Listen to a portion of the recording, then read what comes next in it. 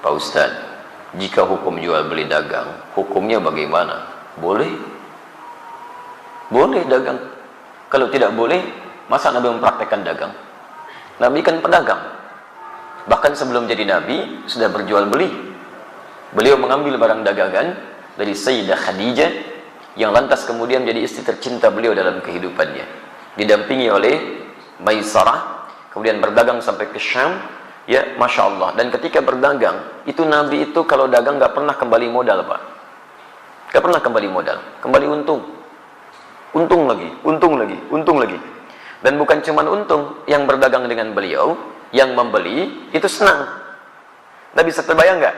Beliau untung, pedagang lain juga merasa nyaman, dan pembeli juga merasa senang. Jarang-jarang ada orang begitu. Ya, jarang-jarang. Kalau pedagang untung, biasanya pembeli kecewa, gitu kan?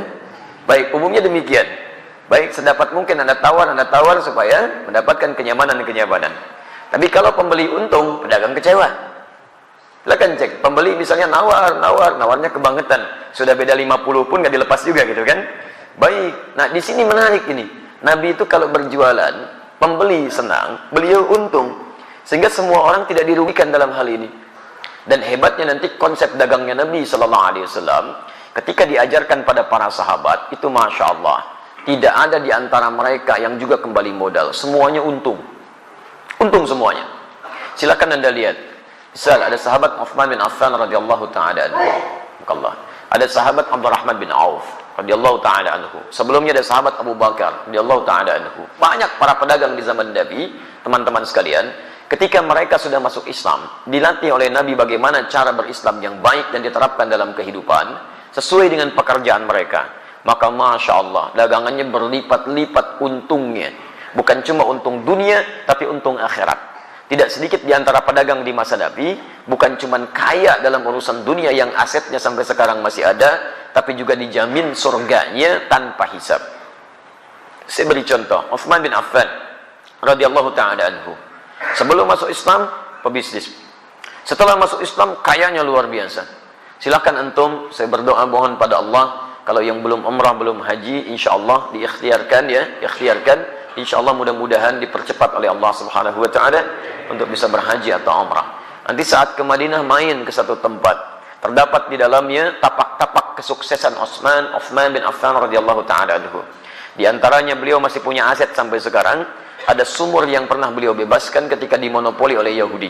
Mau minum, bayar. Kata Uthman, saya beli sampai semuanya akhirnya dibeli Uthman. Kemudian dibebaskan. Yang mau minum, ambil aja.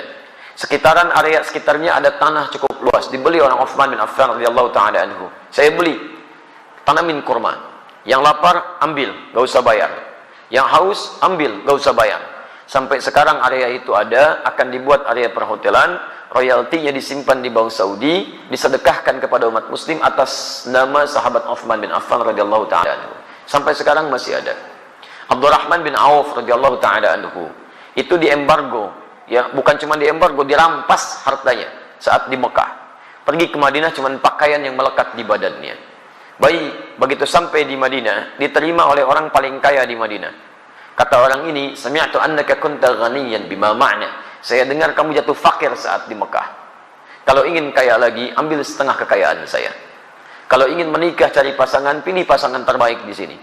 Maka saya akan fasilitasi. Masya Allah. Teman-teman sekalian, apa jawabannya? Jazakallahu khairan bima ma'na. Semoga Allah berikan balasan terbaik untuk Anda. Arini ainal aswaq. Cukup tunjukkan kepada saya di mana pusat bisnisnya. Dagang. Dipraktekkan ilmu dari Nabi. Modal cuma pakaian. 3 bulan jadi orang paling kaya nomor 3 di Madinah. 1 tahun jadi orang paling kaya di Madinah, yang kapaknya saja terbuat dari emas. Kapaknya, coba lihat, orang terkaya di Lampung belum tentu punya kapak ya. Orang terkaya di dunia, Bill Gates, 1.300 triliun hartanya. Tanya, punya kapak gak? SMS tuh pagi ini tanyain ya. Abdurrahman bin Auf setahun kapaknya terbuat dari emas. Modalnya apa? Cara bisnis Nabi. Nah, cara ini tidak menghalangi mereka untuk ibadah kepada Allah, kaya dan soleh. Silahkan cek, buka kitabnya Imam An-Nawawi. Imam An-Nawawi punya kitab namanya At-Tibyan fi Adab Hamalatil Quran. Lihat versi Arabnya cetakan Darul Kutub Al-Islamiyah. Warnanya merah marun, halaman 38, paragraf yang pertama, baris satu sampai baris yang kedua paling atas sebelah kanan. Kata Imam An-Nawawi rahimahullah, sahabat Utsman bin Affan, Abdurrahman bin Auf, ada Abu Darda, itu orang-orang, ada lagi At-Tamimi, itu orang-orang yang luar biasa. Tamim Ad-Dari, bukan At-Tamimi, Tamim Ad-Dari, yaitu malamnya di antara kesibukan mereka masih bisa menunaikan tahajud sampai khatam Al-Quran. Sampai khatam Al-Quran. Jadi pendekatan kepada Allahnya luar biasa. Makanya Allah buka rezeki mereka lebih daripada yang lain. Jadi kalau Anda ingin dapatnya rumusnya begini. Kalau Anda punya permintaan yang lebih daripada orang lain, maka dekati Allah dengan cara ibadah yang lebih daripada orang lain. Orang lain tidur, Anda bangun. Orang lain sedikit-sedikit tidur, Anda sedikit tidur. Orang lain sedikit-sedikit makan, Anda sedikit makan. Puasa, rajin. Tahajud, rajin. Ikhtiar juga rajin. Nanti dengan ikhtiar itu Allah mudahkan jalan keluar Anda. Wa may yattaqillaha yaj'al lahu makhraja wa yarzuqhu min haitsu la yahtasib. Demikian di Quran surah ke-65 ayat 2 sampai 3. Nah, saya persingkat jawaban untuk pertanyaan Anda di sini. Kalau Anda ingin berubah lebih baik, itu dikumpulkan oleh para imam hadis dalam kitab-kitab hadis. Disebut dengan Kitabul Buyu', bab tentang pembahasan bisnis dari Nabi sallallahu alaihi wasallam.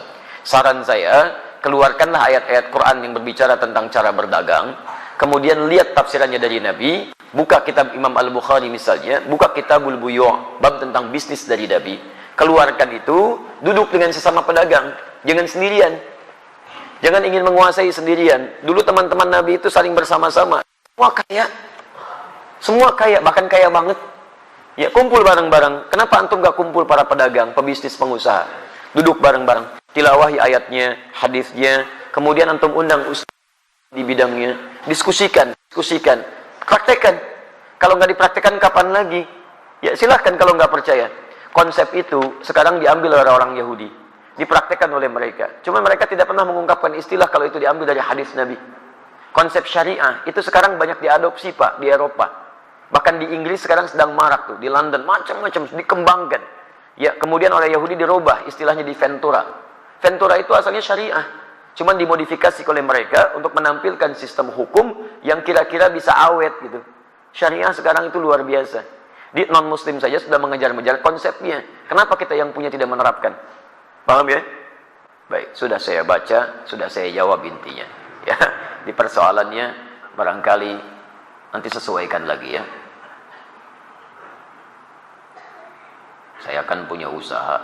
Saya beli alat di toko harga barang 1 juta, modal 1 alat, kemudian saya jual 2 juta atau 3 juta, boleh tidak? Boleh. Antum jual 5 juta juga silahkan kalau laku ya. Baik, alhamdulillah. Yang penting antara din minkum, ada yang ridha satu dengan yang lainnya, kemudian tidak markup, tidak gharar, tidak menipu. Di orang itu wajar menilai. Antum beli 1 juta, dijual 5 juta, kalau kaidah boleh saja. Tapi kan juga pembeli akan melihat wajar apa tidak. Ya kalau tidak wajar yang akan beli. Ya ada yang jual Nokia 3315 sekarang. Misal, dijual 10 juta. Ada yang beli nggak? Nggak ada. Modal antum cuma 100.000 dijual 10 juta gitu kan. Nggak akan ada yang beli. Jadi kalau misalnya antum ingin jualan seperti ini, boleh-boleh saja. Lihat batas kewajaran, jangan menipu, jangan ada gharar. Kemudian yang paling penting juga hindari hal-hal yang dilarang seperti riba dan sebagainya. Paham ya? Baik.